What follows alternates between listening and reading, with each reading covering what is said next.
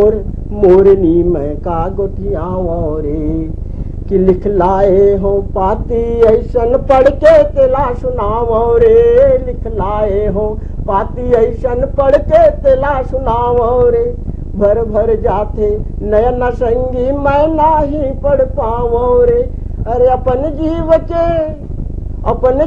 के हाल संगी का बतलाओ रे, कि बिछरा थे मोर मोरनी में का गोठियाओ रे, बिछरा थे मोर मोरनी में का गोठियाओ रे, कि नान बूटिए आए रहिस मोर घरे आंगन उजियार करे, नान बूटिए आए रहिस मोर घरे आंगन उजियार करे, एला मैं दू लार करऊं औ एहू मोला प्यार करे, एला मैं दू लार करऊं औ एहू मोला प्यार करे, अरे 20 बरस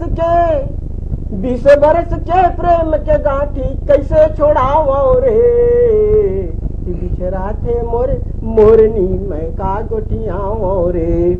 इस कड़ी में रक्षाबंधन आया है कि बहन की राखी आती है और लड़की उसको बांधती है, एक शरीर में दोनों खड़े होते हैं। ध्यान कि राखी के दिन संगी साथी बहन बने यह छाते रही, राखी के दिन संगी साथी बहन बने यह छाते रही, एक गठनिया मैं लगाऊं दूजा ये लगाते रही, एक गठनिया मैं लगाऊं दूजा ये लगाते रही, अरे बिटिया के संग बहन विदाई का बतलाओ रे, कि बिछरा थे मोर मोरनी में का गोठियाओ रे, बिछरा थे मोर मोरनी में का गोठियाओ रे।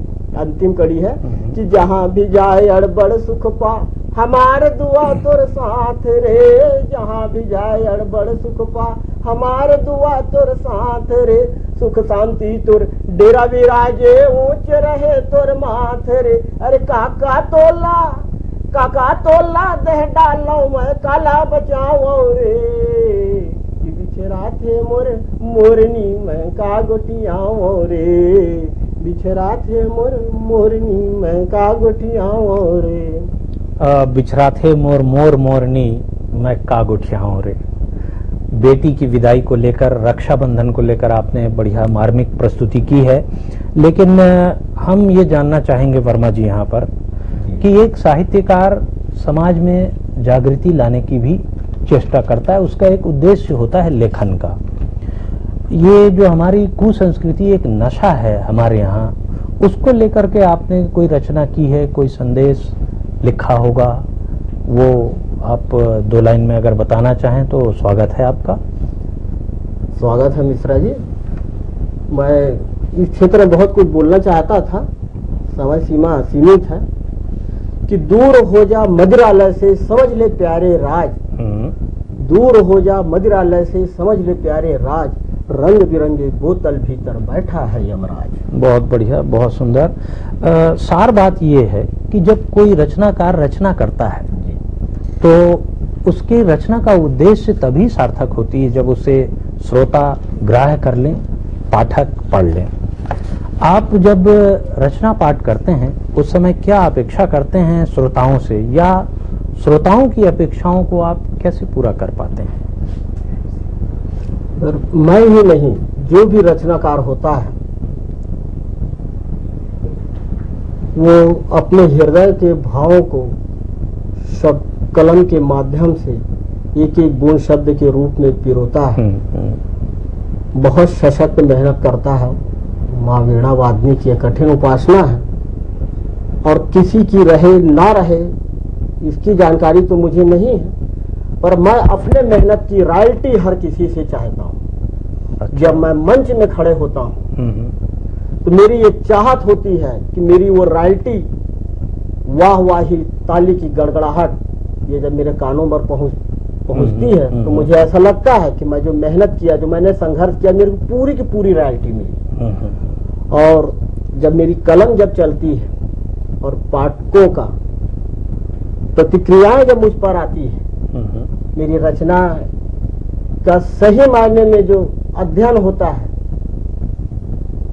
और वो जो पत्र मुझे प्राप्त होता है वही मेरी रॉयल्टी है, माने वही मेरी उपलब्धि है, वही मेरी शक्ति है। जी हाँ, जी हाँ, बिल्कुल ठीक आप कह रहे हैं। तो श्रोताओं की जो आपको वाहवाही मिलती है, ताली मिलती है, इसके अलावा भी कोई ऐसी ताकत शक्ति तो होगी जो नवोदित रचनाकारों के लिए जरूरी है। प्रतिष्ठित हैं, उन्हें तो तालियां मिलेगी, वाहवाही मिलेगी, लेकिन जो नए रचनाकार आ रहे हैं उनको आप जैसे प्रतिष्ठित रचनाकारों के मार्गदर्शन की आवश्यकता है। क्या कहना चाहेंगे आप नवोदित रचनाकारों को?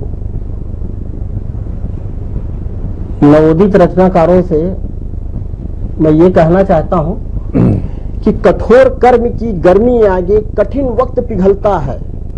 कठोर कर्म की गर्मी आगे कठिन वक्त पिघलता है, वक्त से पहले किस्मत से ज्यादा कर्मवीर को मिलता है। अगर पसीना बहेगा तो भगवती आशीर्वाद देगी। और अब मेरी जो चाहत है कि जितनी मैं ताली की आवाज सुना, अब मेरी ये चाहत है कि तुम लोग आगे बढ़ो, तुम लोग ऊपर जाओ और मैं इतने देर तक ताली बजाऊं कि बगल वाला मुझे रोकने के लिए मजबूर कर दे कि 2 मिनट के लिए अब रुक जा। दो लाइन आप लोगों को सुनाता हूं उसमें मैं कि बूढ़े बरगद ने 9 अंकुर से झुककर यह कहा, बूढ़े बरगद ने 9 अंकुर से झुककर यह कहा, मेरे बाद तुम्हें रखना है जग को हरा भरा। बहुत सुंदर, बहुत ही बढ़िया। हमारे बुजुर्ग, हमारे लोग यही चाहते हैं और आज की इस साक्षात्कार से साहित्य पत्रिका के श्रोता और दर्शक लाभान्वित हुए होंगे। इसी आशा के साथ हम आपका धन्यवाद करते हैं, आपको नमस्कार करते हैं।